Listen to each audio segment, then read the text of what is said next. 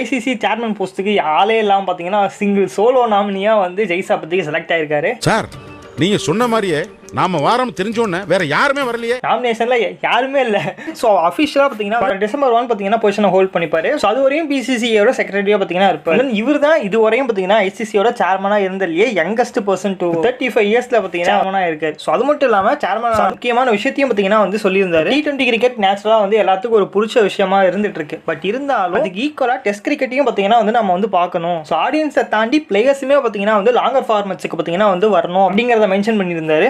Already வந்து fund வேற எக்ஸ்ட்ராவாக கொடுத்துருந்தாங்க ஐசிசி. மறுபடியும் இவர் வேற டெஸ்ட் ஃபார்மேட்டை பற்றி வந்து சொல்லியிருக்காரு. ஸோ கன்ஃபார்ம் அப்கமிங் டேஸில் வந்து டெஸ்ட் ஃபார்மேட் இன்ட்ரெஸ்டிங்கான விஷயமா மாற்றுவாங்க.